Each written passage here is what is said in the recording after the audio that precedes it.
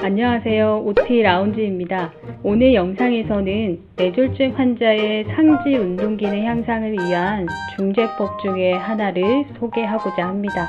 보통 치료사들이 교육을 듣고 생각하는 게 뭐냐면 치료에 대한 여러 가지 원리를 알려주고 방법들을 제안을 해주는데 실질적으로 써먹을 수 있는 정보가 없다라는 생각으로 저희가 굉장히 답답해 하잖아요. 그래서 치료사들에게 그리고 학생들에게 보다 도움이 되는 실전에 써먹을 수 있는 바로 당장 여러분들이 내일 당장 이 영상을 보고 바로 10분 뒤에 당장 환자에게 써먹을 수 있는 그러한 정보를 드리고 싶어서 이러한 영상을 준비하게 됐습니다. 뇌졸중은 우리가 임상에서 가장 많이 보는 질환 중에 하나죠. 뇌졸중으로 인해서 운동이든 감각이든 인지든 여러 가지 문제가 생기게 됩니다. 그 중에서 우리가 오늘 다룰 문제는 운동 중에서도 상지 기능에 대해서, 상지 운동 기능에 대해서 얘기를 해보려고 하고요. 상지 운동은 일상생활 활동의 독립성에 가장 영향을 미치는 요소 중에 하나입니다. 상지 운동 기능을 향상시키기 위한 치료법들은 굉장히 많이 있습니다. 그 중에서 오늘 영상에서 다룰 중재법은 바로 태스크 오리엔티드 트레이닝, 과제 지향적 훈련에 대해서 얘기해보고자 합니다. 태스크 오리엔티드 트레이닝은 발음이 좀 이상하죠?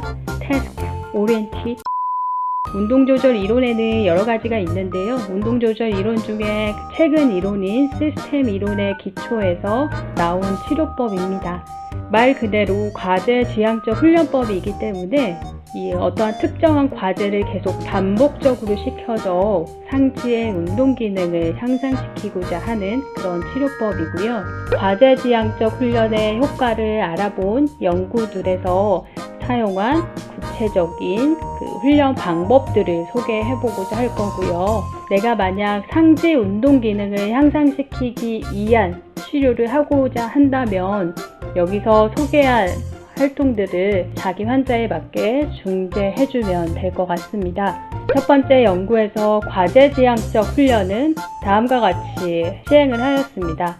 10가지 과제로 훈련을 했는데요. 이 중에 9가지는 이동성과 관련된 과제고요. 이 중에 한 가지만 상지 과제입니다. 그 한 가지 상지 과제가 어떤 거였는지 살펴보면 테이블에 다양한 위치에 물건을 놓는 거예요. 다양한 방향에 있는 그 물건을 잡으려고 위치하는 그러한 활동을 시행하였습니다. 두 번째 연구에서 사용한 과제 지향적 훈련 방법은 앞에서 설명한 방법과 같습니다. 테이블에 다양한 위치에 물건을 놔서 손을 뻗게 하는 활동을 시키고요. 그 다음에 일상과 관련된 활동을 시키는 거예요. 예를 들어 이 연구에서는 어떤 활동을 시행을 했냐면 펜 뚜껑을 열고 닫고 하는 거예요. 뚜껑을 열었다 닫았다 하고요. 두 번째는 음식 재료를 통에 담고 선반에 올려놓는 거예요. 세 번째는 볼트와 너트를 풀고 잠그기, 이거를 계속 반복적으로 훈련시켰습니다. 그래서 이러한 활동을 통해서 운동 회복에 효과를 보았고요. 세 번째 연구에서 사용한 과제 지향적 훈련 방법은 클라이언트가 가능한 움직임 수준에 맞춰서 그 환자가 리치를 할 수 있게, 포인팅을 할 수 있게, 그 다음에 글래스핑을 할 수 있게, 그 다음에 서링, 뭔가 젓는 활동을 할 수 있게 이러한 활동이 포함된 활동을 치료사가 고안을 하고 계속 반복 훈련시켜서 운동 기능의 향상에 효과를 본 연구입니다. 지금까지 과제 지향적 훈련을 사용한 3가지 연구를 봤고요. 매력적으로 정보가 받아들여지나요? 그렇지 않죠. 여러분들이 다 알고 있고 하고 있고 뭔가 특별한 것 같지도 않습니다. 그 사람이 할 수 있는 수준의 과제를 선택을 하고 그걸 계속 반복적으로 할 수 있게 훈련한다라고 하는 게 과제 지향적 훈련이에요. 그래서 우리가 알고 있는 거랑 크게 다르지는 않아요. 그래서 지금 매력적이게 받아들여지지 않을 거예요. 그런데 이걸 한번 봅시다. 2009년에 나온 연구고요. 여기 그래스이라는 프로그램입니다. 이게 바로 뭐냐면 과제 지향적 훈련을 좀 더 체계화해서 제시한 그 프로토콜, 훈련법이라고 생각하시면 됩니다.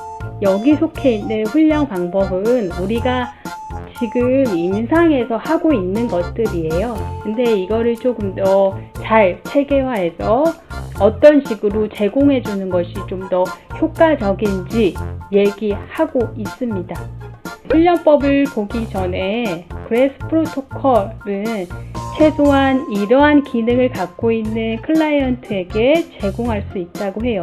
내가 보는 환자 기능이 이 정도 수준은 될 수 있는지를 우리가 한번 체크를 해보고요. 이제 이런 수준이 되지 못한 경우에는 좀 더 그 환자의 수준에 맞는 기능, 훈련을 우리가 좀 더 찾아봐야겠죠. 아니면 이런 기능을 갖출 수 있게 좀 더 준비 작업을 시키는지, 아니면 이런 운동 기능의 향상에 초점을 맞출 게 아니라 좀 더 적응하고 보상하는 훈련에 초점을 맞춰줘야 될 수도 있겠고요.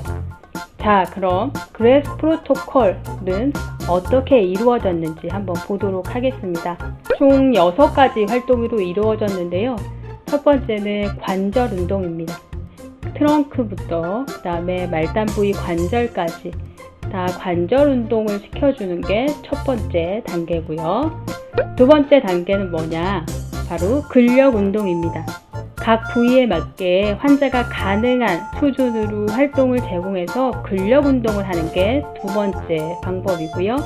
세 번째는 환측 손과 팔을 계속 반복해서 활동할 수 있는 걸 제공을 하는 겁니다. 여기는 옷 단추를 잠그는 활동을 했고요.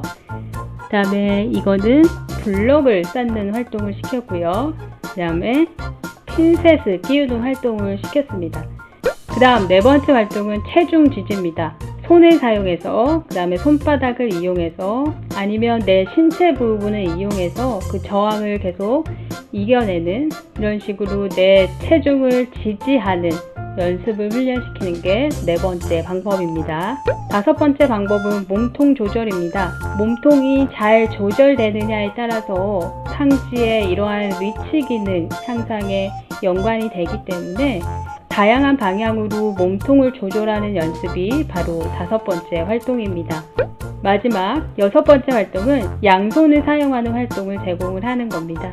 양손을 사용하여 수건을 비튼다거나 컵에 물을 따른다거나 여러 가지 양손을 사용할 수 있는 활동을 고안을 해서 환자에게 제시하는 게 마지막 활동입니다. 이렇게 6가지 활동을 제공해줌에 있어서 가장 중요한 게 뭐냐면 반복이에요. 우리가 6가지 활동을 한 세트라고 했을 때 이거를 최소한 5번에서 10번을 반복하라고 제시되어 있습니다. 그리고 과제지향적 훈련의 효과를 알아본 연구들을 보면 최소한 1시간 정도는 이 훈련을 진행을 했습니다. 그리고 최소 주 5회는 시행을 했습니다. 그래서 우리가 생각을 해보면 보통 임상에서 환자를 보면 보통 30분 치료를 하잖아요. 상지 기능의 향상을 본 과제지향적 훈련들은 최소한은 1시간은 해야 효과가 있다라고 증명이 됐어요. 그럼 임상에서는 어떻게 적용을 해야 될까요? 치료 시간 30분 동안 활동을 시작을 하고 그 나머지 30분은 환자가 그 치료실 안에서 그 활동을 이어가게 하는 것도 방법일 수 있고요. 아니면 치료 시간 외에 1시간 동안 슈퍼비전 하에 할 수 있게 제공해 주는 것도 방법일 수 있습니다. 우리가 효과를 만들 수 있게 방법을 생각을 하셔서 환자에게 제공해 주면 그럼으로 인해서 일상생활에 독립성을 갖는데 좀 더 도움이 되지 않을까 싶습니다. 앞으로도 여러분들이 바로 써먹을 수 있는 치료법들을 제공해 드리기 위해서 노력하는 OT 라운지가 되겠습니다.